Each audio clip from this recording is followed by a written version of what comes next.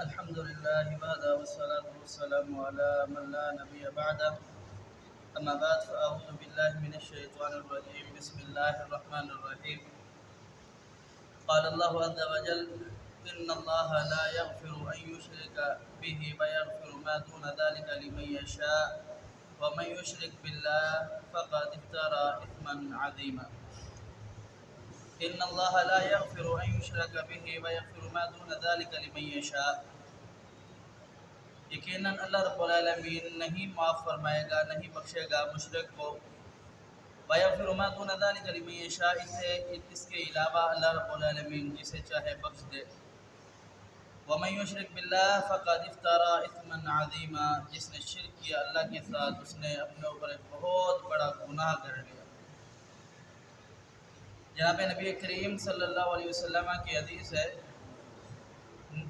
کہ اللہ رب العالمین روز قیامت ایک شخص سے پوچھے گا جسے سب سے ہلکا عذاب دیا جائے گا، جسے جہنم میں سب سے ہلکا عذاب دیا جائے گا. اس سے پوچھے گا کہ اے میرے بندے، اگر تجھے دنیا اور دنیا کے اندر جو کچھ ہے ساری کی ساری چیزیں مل جائے، کہ تو وہ خرچ کر دے گا اس عذاب کو ہلکا کرنے کے لیے یا اس سے چھٹکارا پانے کے لیے؟ اس کو کہے گا رب جی ہاں، میں سارا کا سارا دے دوں گا، کچھ بھی اپنے پاس نہیں رکھوں گا، بس یہ ہے کہ یہ عذاب مجھ سے ختم ہو جائے، ہلکا ہو جائے یا اوجھل ہو جائے.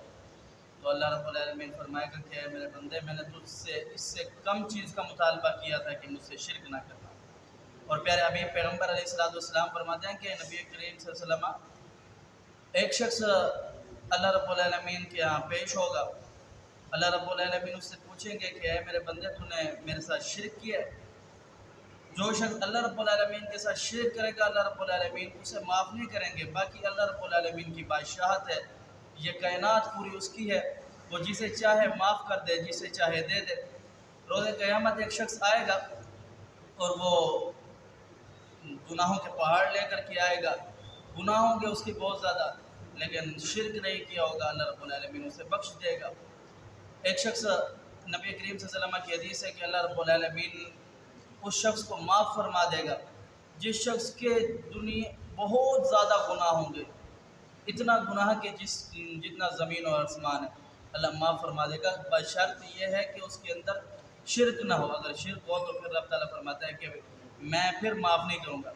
جناب معاذ رضی اللہ تعالیٰ عنہ بیان فرماتے ہیں کہ رسول اللہ صلی اللہ علیہ وسلم کے پاس ہم حاضر تھے. پیارے حبیب پیغمبر علیہ السلام نے بیان فرمایا کہ اے لوگو، اللہ رب العالمین مشرک کے علاوہ باقی جو بھی ہوگا اسے معاف فرما دے گا. تو معاذ رضی اللہ تعالیٰ عنہ بیان فرمانے لگے وَإِن زَنَا وَإِن سَرَقَ، اللہ کے رسول جس نے زنا کیا، جس نے چوری کی، اسے بھی رب تعالیٰ معاف فرما دے گا. نبی کریم صلی اللہ علیہ وسلم نے فرمایا وَإِن زَنَا وَإِن سَرَقَ، جس نے زنا کیا، جس نے چوری کی، رب تعالیٰ اسے بھی معاف فرما دے گا. یہ شرط ہے کہ شرک نہ ہو. اگر شرک ہوگا تو پھر معاف نہیں کیا جائے گا. اس کا مطلب یہ نہیں ہے کہ بندہ باقی گناہ کرتا پھرے اور یہ کہے کہ میں مشرک تو نہیں ہوں. نہیں، اس کا مطلب یہ نہیں ہے. یہ ہے کہ اگر جتنے بھی گناہ ہے اللہ رب العالمین کی سزا دے گا، سزا کے بعد رب تعالیٰ معاف فرما دے گا. لیکن شرک ایسا گناہ ہے اللہ رب العالمین فرماتا ہے کہ اس کے اوپر جنت حرام کر دیا رب تعالیٰ نے. تو شرک سے بچنا چاہیے. نبی کریم صلی اللہ علیہ وسلم کی حدیث ہے، جنگ کا موقع ہے، جنگ تبوک کا موقع ہے، اور بڑا سخت مقابلہ ہے دشمن سے. دشمن بڑا پاورفل، سپر پاور، ہر چیز، اور مسلمان کمزور، انہیں افراد کی اشخاص کی ہر چیز کی ضرورت ہے. ایک شخص آیا اور آ کر کے رسول اللہ صلی اللہ علیہ وسلم سے کہنے لگا، اللہ کے رسول، میں پہلے مسلمان ہو جاؤں یا پہلے میں ابھی جہاد کا موقع ہے، ابھی نفسا نفسی کا عالم لگا پڑا ہے، جنگ کا موقع ہے، کیا پہلے میں ان مسلمانوں کے ساتھ مل کر کے جہاد کروں؟ تو پیارے حبیب پیغمبر علیہ السلام نے فرمایا اسلم ثم قاتل، پہلے اسلام لے کر کے آ جا پھر جہاد کرنا. یہ جہاد اتنا بڑا عظیم عمل کہ انسان کا خون کا قطرہ زمین پر بعد میں گرتا ہے، اللہ رب العالمین اسے جنتوں کے دیدار کروا دیتا ہے، رب تعالیٰ اسے بخش دیتا ہے، معاف فرما دیتا ہے. لیکن جہاد جیسا عظیم عمل بھی اگر اللہ رب العالمین کے ساتھ شرک کیا ہے تو پھر کسی کام کا نہیں ہے. توحید سب سے پہلے ہے. یہی وجہ ہے کہ بنیادی اسلام جو ہے وہ 5 چیزوں پر ہے. فرمایا بنی الاسلام علی 5 شہادت ان لا الہ الا اللہ وان محمد رسول اللہ واقام الصلاۃ وایتاء الزکوٰۃ والحج وصوم رمضان. پہلی چیز یہ ہے کہ اللہ کے ساتھ کسی کو شریک نہیں کرنا، اور محمد کریم صلی اللہ علیہ وسلم اللہ کے نبی اور آخری رسول ہے.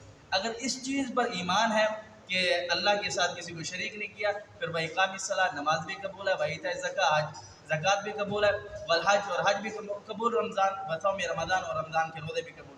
اگر توحید کے اندر بندہ مخلص نہیں ہے، توحید خالص نہیں ہے، بندہ مشرک ہے، نہ پھر نماز قبول، نہ زکوٰۃ قبول، نہ حج قبول، نہ روزہ قبول، پھر کوئی عمل اللہ کے قابل قبول نہیں ہے۔ عمل کی قبولیت کی شرائط میں سے ایک شرط یہ ہے کہ بندہ مشرک نہ ہو۔ اللہ پاک سمجھنے عمل کی توفیق دے۔ اقول قولی ھذا استغفر اللہ لی ولکم ولسائر المسلمین۔